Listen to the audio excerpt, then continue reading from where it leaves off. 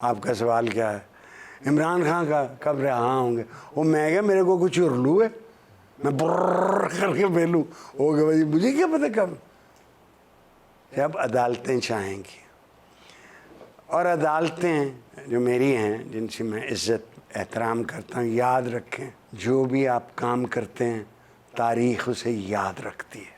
حال میں شاید آپ کو یہ پتہ نہ لگے، سب نے 65 سال کا ہونا، کئیوں کو یہ ایک جج صاحب جو جن کو یقین تھا کہ وہ چیف جسٹس ہوں گے وہ 65 سال کے نہیں ہوئے، ان کا تعلق بلوچستان سے تھا، وہ فوت ہو گئے کیونکہ ان کا دل لاش تھا، انہوں نے بتایا نہیں کہ مجھے میڈیکلی ڈسچارج نہ کر دیں۔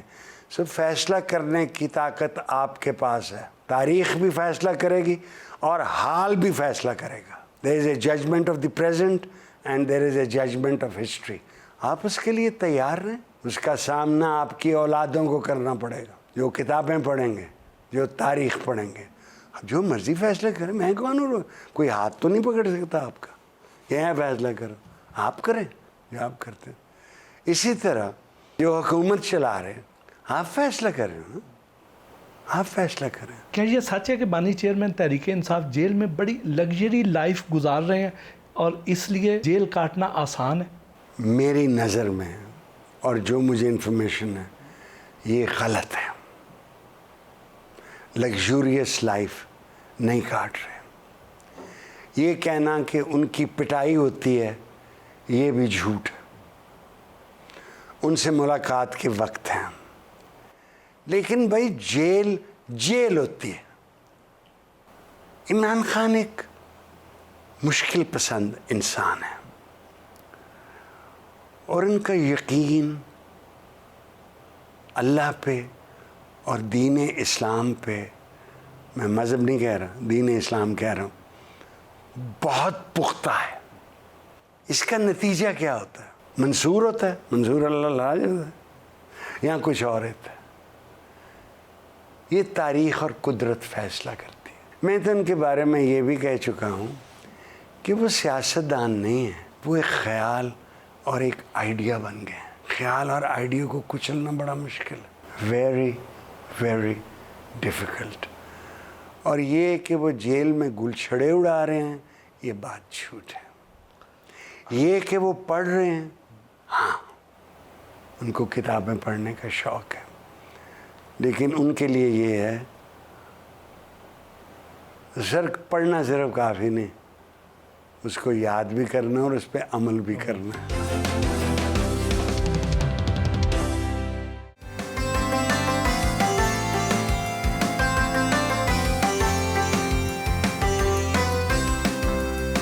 عمران خان کو ملک سے باہر بھیجنے کی کوششیں ہو رہی؟ میں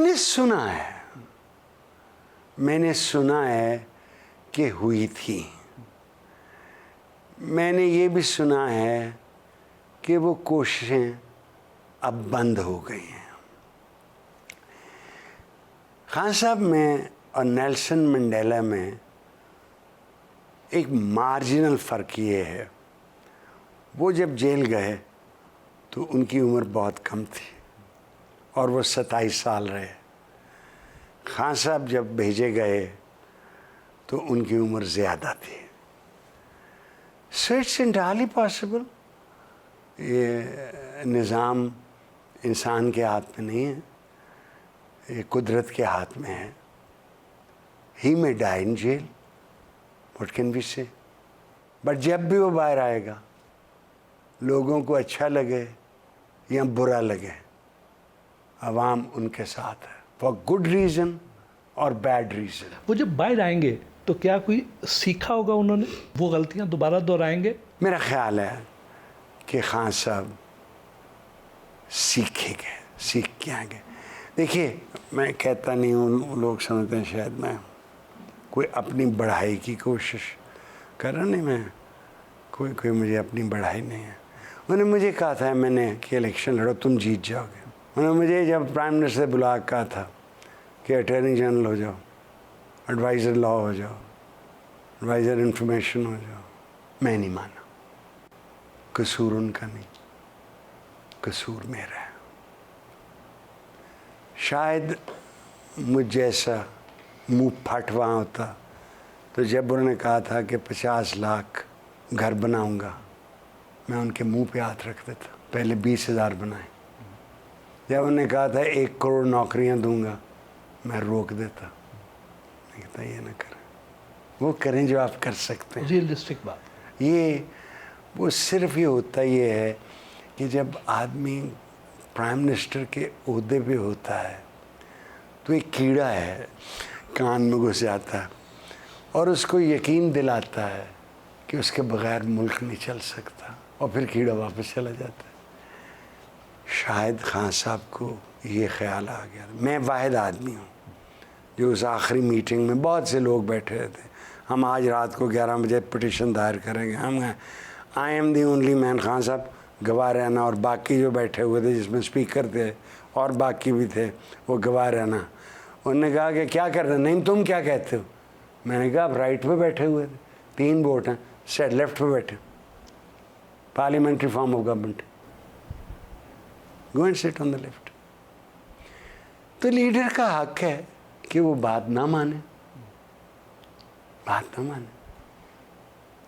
یہ جو ہم مشورہ دینے والے ہوتے ہیں، ہمیں کڑنا نہیں چاہیے، اگر ہم نے کڑنا تو ہم خود لیڈر بن جائیں۔ So he has many qualities but he also seems to have limitations, جو ہر انسان میں ہوتی ہیں۔